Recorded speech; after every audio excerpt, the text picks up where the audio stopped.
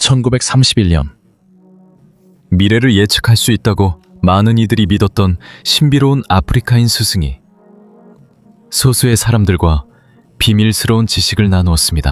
흥미로운 점은 시간이 지나면서 그들 모두가 설명하기 힘든 부를 얻게 되었다는 것입니다. 그들이 더 오래 일했거나 더 운이 좋았던 것은 아니었습니다. 그저 그들은 당신이 앞으로 몇 분 안에 알게 될 것을 배웠을 뿐입니다. 그리고 만약 이 영상이 지금 당신 앞에 나타났다면 아마도 당신이 생각하는 것보다 훨씬 더 깊은 이유가 있을지도 모릅니다. 이건 우연이 아닐 수도 있습니다. 아마도 지금이 당신의 순간일지도 모릅니다.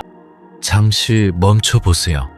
누워있든 사무실에 있든 버스를 타고 있든 아니면 세상과 잠시 단절하려고 화장실에 5분 숨어있든 상관없어요. 멈추세요. 왜냐하면 지금부터 들을 내용은 또 하나의 인터넷 영상이 아니기 때문입니다. 이것은 어떤 방식으로든 당신을 기다리고 있었던 메시지입니다. 당신이 이 메시지를 받을 준비가 되어 있지 않았다면 아마 여기까지 오지 못했을 것입니다. 간단한 부탁 하나 하고 싶습니다. 왼손을 가슴 위에 올려주세요. 가슴 위가 아니라 생명이 뛰는 바로 그곳에 올려주세요. 그 리듬을 느껴보세요. 하나, 둘, 셋. 각 심장 박동이 당신이 자주 잊는 진실을 상기시켜주는 것 같습니다. 당신은 여전히 여기 있습니다. 아직 시간이 있습니다. 그리고 당신은 아직 늦지 않았습니다. 당신은 정확히 와야 할 때 도착했습니다. 이제 손을 움직이지 말고 이 말을 스스로에게 반복하세요. 소리내서든 아니면 마음속으로든 나는 내가 선택받았다는 것을 안다. 나는 이미 받고 있다. 이미 끝났다. 길거리에서 간판을 읽듯이 발음하지 마라. 각 문장을 느껴봐. 네 이야기를 알고 네 가장 깊은 상처를 아는 누군가가 네가 가장 필요할 때 바로 그 말을 속삭여준다고 상상해봐. 됐어? 그렇다면 오늘을 살아가는 방식이 달라질 수 있는 한 걸음을 막 내디딘 거야. 이제 댓글에 적어봐. 우주는 이미 예스라고 했어. 이미 이루어졌어. 이걸 그냥 흔한 문장으로 보지 마. 이걸 의도를 밝히는 선언이라고 생각해. 네가 무언가를 쫓는 걸 멈추고 그것을 받아들일 준비를 시작하는 순간이야. 계속하기 전에 그렇게 해봐. 왜냐하면 네가 그 작은 믿음을 이미 보였다면 앞으로 올 것들은 완전히 다른 의미를 가질 테니까. 하지만 계속하기 전에 네가 집중해서 들어줬으면 해. 귀로만 듣지 말고 온 존재로 들어줘. 너는 우연히 이 영상을 발견한 게 아니야. 이 영상이 내게 보인 건 단순히 알고리즘 때문만은 아니야. 많은 영적 전통에 존재하는 오래된 생각이 있어.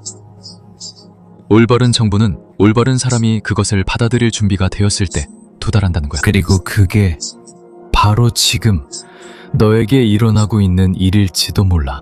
과거의 위대한 스승들은 소수만이 이해했던 신념을 공유했어. 그들은 우주가 무작위로 작동하지 않는다고 믿었어. 모든 만남, 예상치 못한 대화, 딱 맞는 순간에 펼쳐진 책, 그리고 가장 답을 찾고 있을 때 나타나는 영상까지 이 모든 것이 하나의 질서의 일부라고 생각했지. 보이지 않는 질서가 각 사람을 성장과 풍요로 이끈다고 믿었어. 오늘은 거의 아무도 이야기하지 않는 한 인물의 이야기를 알게 될 거야. 하지만 그의 영향력은 현대 영적 사상에 놀라운 방식으로 흔적을 남겼지. 그의 이름은 압둘라였어. 그는 뉴욕에서 조용히 살았고 스포트라이트와는 거리가 멀었지. 몇몇 사람들에게만 가르치면서 세상의 대부분은 그가 누구인지조차 몰랐지. 하지만 그의 가르침은 그의 이름조차 들어본 적 없는 수백만 명의 사람들의 삶을 결국 변화시켰지. 그의 이야기는 깊은 인상을 남기는 이야기 중 하나야. 압둘라를 북아프리카에서 태어났고 매우 정통적인 유대인 가정에서 자랐어. 그는 히브리어와 고대 경전, 그리고 영성이 이론이 아니라 삶의 방식인 세계관 속에서 자랐어. 하지만 그는 어릴 때부터 달라 보였어. 다른 아이들이 공을 쫓아 뛰어다니거나 장난을 칠 때 그는 조용히 침묵을 지키며 관찰하는 걸 더 좋아했어. 그는 바람, 말과 말 사이의 틈, 그리고 아무도 알아차리지 못하는 것들에 주의를 기울였어. 마치 우주와 존재 사이의 비밀스러운 대화를 듣는 것처럼 말이야. 그는 모든 창조를 지탱하는 보이지 않는 법칙의 존재를 느낀다고 말했어. 그가 미국에 언제 도착했는지는 확실하지 않아. 네빌 고다드의 기록에 따르면 1920년대 에 압둘라가 이미 뉴욕의 웨스트 72번가에 거주하고 있었다는 사실은 남아있어. 음악, 예술, 시, 그리고 강렬한 영적 열기로 가득한 할렘 한가운데에서 말이야. 그곳은 재즈가 거리를 가득 메우던 곳이었지만 동시에 오래된 전통과 지식도 전해지던 곳이었어. 그런 것들은 좀처럼 책에서는 찾아볼 수 없는 것들이었지. 그는 히브리어를 놀라울 정도로 자연스럽게 구사했어. 그리고 그는 가장 경험 많은 학자들조차 놀랄 만큼 깊이 있게 카발라를 알고 있었어. 실제로 많은 랍비들이 답을 구하기 위해 그를 찾아왔어. 그들은 문헌, 질문, 이론을 들고 찾아왔지. 그는 누구라도 당황하게 만들 만큼 침착하게 대답했어. 하지만 그 모든 고대 지식 속에서 그는 훨씬 더 강력한 무언가를 발견했어. 모든 것을 복잡하게 만드는 사람들에게는 불편할 정도로 단순한 영적 법칙이었지. 너무나 쉽게 접근할 수 있어서 믿기 어려울 정도였지. 아마 그래서 아주 소수만이 그것을 이해할 수 있었던 거야. 그때는 1931년이었어. 뉴욕은 대공황의 엄청난 충격에 시달리고 있었어. 거리에는 불확실함이 가득했지. 온 가족이 죽기도 했고 많은 사람들이 집을 잃었어. 수백만 명이 단지 생존을 위해 싸우고 있었어. 그런 상황 속에서 네빌 고다드라는 젊은 무용수가 나타났어. 그는 바베이도스에서 태어나 예술과 무용의 꿈을 쫓아 미국에 왔지. 하지만 현실은 매우 달랐어. 그는 파산했고 혼란스러웠으며 자신의 인생이 방향을 잃었다는 느낌을 받았지. 그리고 자신도 모르게 그는 자신의 운명을 영원히 바꿔줄 남자를 곧 만나게 될 참이었지. 친구 한 명이 거의 억지로 그를 어떤 모임에 데려가야 했어. 그곳에서는 거의 아무도 이름조차 감히 언급하지 않는 한 스승이 연설할 예정이었지. 네빌은 늦게 도착했어. 네빌은 이미 시간을 낭비할 거라고 마음먹은 사람처럼 마지막 줄에 자리를 잡았어. 네빌은 회의적이고 피곤해 보였고 아무도 눈치채지 못하게 떠날 시간을 분 단위로 세고 있었어. 가면이 끝나자 네빌의 기억에 남을 일이 일어났어. 압둘라는 망설임 없이 곧바로 강당을 가로질러 네빌에게 다가갔지. 압둘라는 수백 명의 사람들 속에서 네빌을 알아본 것처럼 곧장 그에게 걸어갔어. 그의 앞에 멈춰서서 똑바로 바라보고 손을 내밀었지. 그리고는 시간을 멈추는 듯한 말을 했어. 네빌, 6달이나 늦었군. 네빌은 완전히 움직이지 못했다. 나는 그 남자를 한 번도 본 적이 없었다. 심지어 그가 누구인지도 정말로 몰랐다. 어떻게 내 이름을 알고 있었을까? 그리고 애초에 네빌은 그곳에 올 생각조차 없었는데 왜 늦었다고 한 걸까? 압둘라가 그냥 미소를 지었다. 수년 후 네빌은 그 미소를 마치 영화의 결말을 이미 알고 있는 사람이 다른 사람들은 이제 막 영화를 보기 시작한 것처럼 짓는 미소라고 묘사했다. 다른 사람들은 이제 겨우 영화의 첫 몇 분만 보고 있는 것 같다고. 그는 나중에 말했다. 형제들이 네가 온다고 내게 말했어. 나는 6개월 동안 널 기다렸어. 이제 마침내 내가 왔으니 내가 너에게 주려고 온 모든 것을 다 줄 때까지 너와 함께 있을 거야. 네빌은 아무것도 이해하지 못했다. 그의 머릿속은 논리적인 설명을 찾고 있었지만 마음 깊은 곳에서는 전혀 다른 일이 일어나고 있었다. 설명할 수 없는 조용한 확신이 네빌에게 자신이 꼭 있어야 할 곳에 있다는 느낌을 주었다. 지금 이 이야기를 듣고 있는 너에게도 같은 일이 일어나고 있을지 모른다. 압둘라가 네빌을 기다렸던 것처럼 어쩌면 이 순간도 오랫동안 너를 기다리고 있었는지도 모른다. 네빌은 압둘라와 함께 공부했고 히브리어를 배웠으며 카발라를 탐구하고 고대의 영적 가르침을 깊이 파고들었다. 하지만 가장 중요한 지식은 결코 책에 쓰여 있지 않았다. 그것은 삶의 방식이었다. 스승의 모든 행동에서 뿜어져 나오는 것처럼 보일 정도로 절대적인 확신이었다. 외부의 현실은 내면의 현실에 아무런 힘도 가지지 않는다. 미국에서 인종분리가 만연했던 시절, 흑인 남성이 특정 공공장소에 거의 접근할 수 없었던 때에도 압둘랄은 마치 그런 제약이 전혀 존재하지 않는 것처럼 행동했다. 그는 극장에 들어가 매표소까지 걸어가서 아주 자연스럽게 말했다. 가운데 좌석 2장 주세요. 너무 뒤쪽은 말고요. 그는 애원하지 않았다. 그는 따지지 않았다. 그는 협상하지 않았다. 그는 선언했다. 그리고 놀랍게도 그는 자신이 원하던 것을 얻었다. 받듭했어. 규칙이 바뀌었기 때문이 아니라 그를 알던 사람들에 따르면 그는 자신의 의식 속에서는 결코 그 규칙들을 받아들이지 않았기 때문입니다. 그는 너무나 확고한 확신 속에서 살아서 세상이 그의 주위에서 재정렬되는 것처럼 보였습니다. 마치 현실이 따라갈 수밖에 없는 것처럼요. 그것이야말로 네빌에게 진정으로 가르쳐준 것이었습니다. 그것은 비밀스러운 기술도 심리적인 속임수도 아니었습니다. 훨씬 더 깊은 생각이었습니다. 당신은 상황의 희생자가 아닙니다. 당신이 바로 그 상황을 만들어내는 사람입니다. 그리고 내일도 해가 뜰 것이라는 확신만큼이나 그 사실을 알게 되면 인생은 먼저 당신 안에서 태어난 것을 반영하기 시작합니다. 바르바도스의 유명한 이야기에는 잘 알려지지 않은 세부 사항이 있습니다. 모두가 결말은 알지만 그 전의 일들은 거의 언급되지 않습니다. 그리고 바로 거기에 가장 중요한 부분이 있습니다. 1933년 12월 대공황 한가운데였습니다. 네빌은 완전히 낙담한 채 압둘라를 찾아갔습니다. 그는 겨우 생계를 유지할 돈만 있었고 가족과 함께 크리스마스를 보내기 위해 바베이도스로 돌아간다는 생각은 불가능한 환상처럼 보였습니다.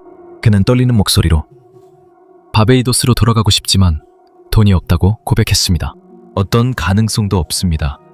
압둘라는 아주 침착하게 그를 바라보며 제자를 완전히 당황하게 만든 말을 했습니다. 누가 네가 갈 거라고 했지? 너는 이미 바베이도스에 있어. 이제 바베이도스를 입어. 그 섬을 네 옷처럼 걸쳐봐. 네빌은 현실을 설명하려고 했다. 그는 돈과 계산에 대해 말하려 했다. 그리고 그게 왜 불가능한지에 대한 모든 이유도. 그러자 압둘라가 다소 거칠어 보일 수도 있는 행동을 했다. 그는 일어나서 자신의 서재로 걸어가 그녀의 얼굴 앞에서 문을 닫았다. 아무런 논쟁도 없이 더 이상의 설명도 없이 그냥 문을 닫았다. 그리고 그 순간 네빌은 그 메시지를 이해했다. 그는 방의 문을 닫은 것이 아니었다. 의심이 끼어들 틈을 막고 있었던 것이다. 그는 받아들여진 진실은 방어할 필요도 논쟁할 필요도 없다는 것을 그녀에게 가르쳐주고 있었다. 그날 밤 네빌은 자신의 작은 아파트로 돌아왔다. 차갑고 조용했다. 그리고 그때 대부분이 현실화를 이야기할 때 거의 언급하지 않는 싸움이 나타났다. 그의 머릿속에서는 계속 이런 말이 맴돌았다. 이건 말도 안 돼. 너에겐 돈도 없어. 표도 없어. 바베이도스로 갈 수 없어. 논리가 점점 더 크게 소리쳤다. 그리고 그는 선택해야 했다. 상황의 목소리를 들을 것인가? 아니면 그의 스승의 말을 믿을 것인가? 그는 믿음을 선택했다. 그는 누웠다. 눈을 감고 바베이도스를 먼 꿈처럼 상상하는 것을 멈췄다. 이미 그곳에 있는 듯한 기분이 들었다. 피부 위로 태양의 따스함이 느껴졌다.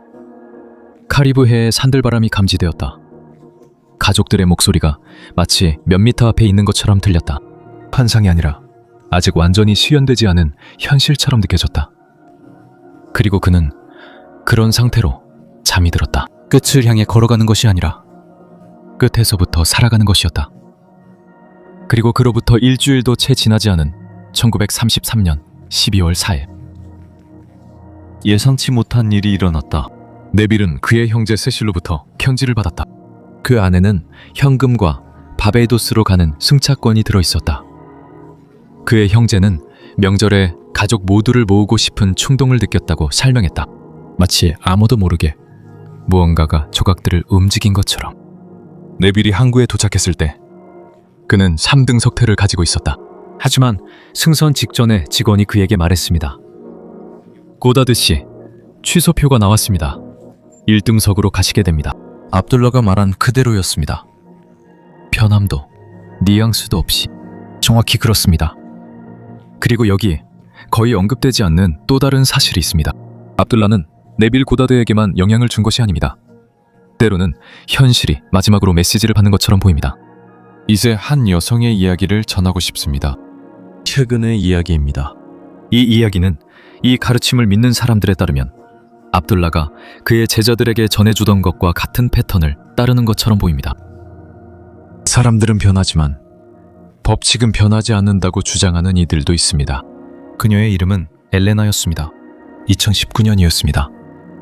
전 세계가 영원히 변하기 직전이었죠. 그녀는 52세였습니다. 3명의 자녀가 있었고 이혼 후 4만 8천 달러가 넘는 빚을 지게 되어 감정적으로나 경제적으로 완전히 무너진 상태였습니다. 그녀는 마이애미의 작은 아파트에 살면서 2가지 다른 직장에서 끝이 없는 근무를 했지만 기본적인 생활비조차 간신히 충당할 수 있었습니다. 매일 밤 잠들기 전에 울곤 했습니다. 그것은 극적인 울음이 아니었어요. 그것은 자신이 가진 모든 것을 쏟아부었음에도 불구하고 여전히 싸움에서 지고 있다고 느끼는 사람만이 이해할 수 있는 조용한 탈진이었습니다. 어느 날 새벽, 잠을 이룰 수 없던 그는 우연히, 아니 어쩌면 우연이 아닐 수도 있지만 네빌 고다드의 강연을 발견했습니다. 그는 그 강연을 끝까지 들었습니다. 어느 순간 압둘라 이야기가 나왔습니다. 의심이 들어오지 못하게 문을 닫는 그 선생님의 모습이 그의 마음에 깊이 새겨졌습니다. 그녀 안에서 무언가가 움직였습니다. 오랫동안 잠들어 있던 무언가였습니다. 그날 밤 그녀는 누구나 터무니없다고 생각할 결정을 내렸습니다. 하지만 아마도 압둘라가 그 결심을 들었다면 미소를 지었을 것입니다.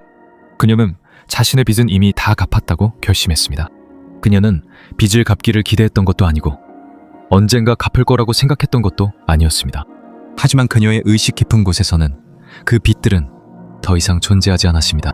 4주 동안 그녀는 바로 그 생각을 실천했습니다. 매일 밤 잠들기 직전 깨어있는 것과 잠드는 그 순간에 이성적인 마음이 풀리기 시작할 때 그녀는 자신이 완전히 자유롭다고 느끼는 것을 허락했다. 더 나은 미래를 상상하지 않았다. 그녀는 그 미래에 살고 있었다. 다음 날 일어나 모든 것이 해결되었다는 것을 아는 사람처럼 평온하게 걸었다. 은행에서 계속해서 그다지 영적이지 않은 알림을 보내더라도 말이다. 그리고 물론 의심이 생겼다. 반복해서 그럴 때마다 엘레나는 흥미로운 행동을 했다. 엘레나는 가까운 문을 찾았다. 그녀는 문을 단단히 닫았다. 그리고 말했다. 이건 닫혔어. 더 이상 논의할 것도 없어. 이미 끝난 일이. 그는 그 행동을 자신이 내린 결정을 상기시키는 물리적인 표시로 만들었다. 5주 후 그는 예상치 못한 전화를 받았다. 변호사가 그녀에게 거의 교류가 없던 먼 삼촌이 세상을 떠났고 그녀를 유언장에 포함시켰다고 알렸다. 상속금은 6만 2천 달러에 달했는데 그녀가 자신의 상황을 해결하는 데 필요한 것보다 더 많은 금액이었다. 엘레나는 돈이 들어와서 울지 않았다. 엘레나는 자신이 예전에 한 강연에서만 들었던 진실을 이제 막 확인했다는 느낌이 들어서 울었다. 적어도 그녀에게는 그 법칙이 효과가 있다는 것을 엘레나는 깨달았다. 우주는 소수의 특권층만을 편애하지 않는다는 것을. 우주는 받는 법을 배우는 사람들에게 응답한다. 그리고 그것이 바로 네빌이 말하기에 압둘라가 제자들에게 전했던 가르침이다. 겉보기에는 간단한 방법이지만 실제로 실천하기는 매우 어렵다. 3단계다. 3가지 원칙은 아무에게나 나누지 않았다. 오직 준비되었다고 생각하는 사람에게만 전했다. 그리고 네가 이 지점까지 왔다면 아마 이 원칙들을 알 가치가 있을 거다. 첫 번째는 이미 이루어진 상태에서 하는 선언이었다. 압둘라는 돈을 원해요. 풍요가 필요해요. 라고 말하는 사람을 즉시 바로잡았다. 상황이 나아지길 바란다와 같은 말도 마찬가지였다. 압둘라에게 이런 문장들은 그 사람이 극복하고 싶어하는 결핍을 오히려 강화한다고 여겨졌다. 반면 압둘라, 이미 이루어졌다고 가정한 상태에서 말하는 법을 가르쳤다. 나는 바베이도스로 돌아가고 싶지 않다. 나는 이미 바베이도스에 있다. 나는 번영을 기대하지 않는다. 나는 이미 번영 속에 살고 있다. 나는 풍요를 추구하지 않는다. 나는 곧 투묘다. 차이는 미미해 보일 수 있다. 하지만 그의 관점에 따르면 이 차이는 의식이 작동하는 위치를 완전히 바꾼다. 이것은 순진한 낙관주의가 아니다. 원인과 동일시하는 것이지 결과와 동일시하는 것이 아니다. 왜냐하면 압둘라에게 있어서 의식이 먼저 창조하고 세상은 단지 그 후에 반영할 뿐이기 때문이다. 두 번째 단계는 문을 닫는 것이었다. 아마 모든 단계 중 가장 불편할 것이다. 어떤 선언 후에는 항상 의심이 따르기 때문이다. 마음은 질문을 던지기 시작한다. 마음은 청구서, 문제, 한계들을 떠올리기 시작한다. 압둘라는 그런 것들이 사라진다고 약속한 적 없고 우리가 그 대화를 더 키우지 않기로 선택할 수 있다고만 말했다. 그래서 그는 아주 구체적인 상징적인 행동을 추천했다. 문을 닫는 것이다. 말 그대로 문을 닫으며 이렇게 반복해라. 나는 모든 의심에 문을 닫는다. 나는 내 진실과 모순되는 겉으로 보이는 모든 것에 문을 닫는다. 내 결심은 굳게 다져졌다. 두려움이 다시 찾아올 때마다 너는 또다시 문을 닫는다. 그리고 또 한 번, 또 한 번, 필요한 만큼 계속해서. 왜냐하면 끈질기게 지켜온 신념은 결국 확신으로 바뀌기 때문이야. 그리고 이 가르침에 따르면 모든 시련은 바로 그 확신에서 태어난다. 세 번째 단계가 가장 어려웠다. 이미 이루어진 결말에서 살아가는 것이었다. 하루에 5분만 다른 삶을 상상하고 나머지 시간은 온종일 걱정하며 보내는 것으로는 충분하지 않다. 내면으로는 이미 그 현실을 살고 있는 자기 자신으로 살아가기 시작해야 한다. 이미 풍요로움을 느끼는 사람은 어떻게 걷는가? 어떻게 결정을 내리는가? 예상치 못한 문제를 어떻게 대처하는가? 그 사람은 미래를 어떻게 보는가? 이건 흉내내는 게 아닙니다. 그 정체성이 이미 존재한다고 느끼는 것입니다. 풍요로움이 이미 당신의 일부라는 것을요. 그리고 물리적인 세상은 sooner or later 결국 내면에서 먼저 변한 것을 반영하게 될 것입니다. 한 번은 네빌이 아마 우리 모두가 한 번쯤 해봤을 법한 질문을 했습니다. 만약 이 법칙이 존재한다면 왜 모두가 결과를 얻지 못하는 걸까요? 압둘라의 대답은 짧지만 강렬했습니다. 그들은 자신이 믿는다고 생각합니다. 그리고 그는 덧붙였습니다. 믿는다고 해서 진짜 믿는 것은 아니며 믿는다는 것은 아는 것이라고 했습니다. 물건을 놓으면 떨어진다는 것을 자연스럽게 아는 것처럼 이런 자연스러운 알미, 진짜 알미입니다. 아무도 매일 중력을 확인하기 위해 실험을 하지는 않습니다. 그냥 당연하게 여깁니다. 압둘라에 따르면 어떤 사람이 자신의 내면의 현실에 대해 그와 같은 확신의 수준에 도달하면 외부의 상황들도 결국 그와 일치하게 된다고 합니다. 기적이 아니라 피할 수 없는 결과로서 말이죠. 또한 압둘라는 네빌이 수년 동안 반복해서 인용할 한 문장을 남겼습니다. 우주는 가장 똑똑한 사람에게도, 가장 열심히 일하는 사람에게도, 심지어 가장 자격이 있는 사람에게도 반응하지 않습니다. 우주는 한 현실을 온전히 받아들이고 그 안에 머무르는 사람에게 반응합니다. 아마 그래서 지금까지 계속 듣고 계신 걸지도 모릅니다. 아마도 당신 안에 삶을 보는 새로운 방식을 찾으려는 무언가가 있을지도 모릅니다. 이 이야기를 들으면서 설명하기 힘든 직감이나 뭔가 속에서 움직이기 시작하는 듯한 이상한 느낌을 받았을 수도 있습니다. 아마도 앞으로 며칠 안에 예상치 못한 아이디어나 색다른 대화, 불가능해 보였던 기회, 혹은 그저 이전에는 당연하게 여겼던 것들을 새롭게 해석하는 방식이 나타날 수도 있습니다. 이 가르침을 따르는 사람들은 우연이라는 것은 없고 오직 법칙이 조용히 작용할 뿐이라고 말할 것입니다. 그리고 진정한 일은 아직 눈에 보이지 않더라도 내린 결정을 끝까지 지키는 것이라고 할 것입니다. 결과들. 네빌과 작별하기 전에 압둘라는 그의 모든 철학을 요약하는 한 가지 생각을 남겼습니다. 그는 자신이 가르치는 것이 물건을 쌓거나 에고를 부풀리기 위한 것이 아니라고 말했습니다. 그것은 당신이 진정 누구인지 기억하는 길이었습니다. 왜냐하면 의식의 진정한 힘을 이해하게 되면 풍요로움은 더 이상 목표가 아니라 단순히 결과가 되기 때문입니다. 진정한 변화는 먼저 내면에서 일어나고 그 다음에 모든 것이 따라옵니다. 이 점을 잠깐 생각해 보세요. 왜 이 이야기를 듣게 되었나요? 당신이 진짜 찾던 게 뭐였나요? 아마도 돈이 아니었을 겁니다. 어쩌면 희망이었을지도 모릅니다. 새로운 가능성이었을지도 모릅니다. 다른 설명이었거나 이름 붙이기 어려운 직감이었을지도 모릅니다. 그 직감이 이렇게 말했겠죠. 이걸 들어봐. 그래서 지금 당신이 여기 있는 거예요. 이 지점에 완전히 지쳐서 도달하는 사람들도 있습니다. 비주지고서요. 두려움을 안고서요. 모든 걸 시도해봤지만 출구를 찾지 못했다는 느낌으로. 그게 당신이라면 한 가지만 기억하세요. 네빌은 인생에서 가장 힘든 시기 중 하나에 압둘라를 만났어요. 그리고 그 스승은 그에게 더 열심히 일하라고 말하지 않았어요. 그에게 2배로 노력하라고도 안 했어요. 그저 그에게 다른 현실을 보게 해주었어요. 지금 2가지 길이 있습니다. 한 길은 이 영상을 끄고 평소처럼 일상을 계속하며 모든 것이 그대로인 길입니다. 다른 한 길은 새로운 사고방식을 경험하기로 결정하는 길입니다. 완벽하게 할 필요는 없습니다. 아무도 처음부터 100% 믿으면서 시작하지 않습니다. 당신에게 필요한 건 첫걸음을 내딛는 것뿐입니다. 왜냐하면 압둘라의 말에 따르면 진짜로 시작하는 사람은 이미 변화를 시작한 것이기 때문입니다. 어쩌면 이것이 이 모든 이야기에서 가장 강력한 생각일지도 모릅니다. 끝은 도달하는 곳이 아니라는 것입니다. 끝은 그 상태에서 살아가기로 선택하는 상태입니다.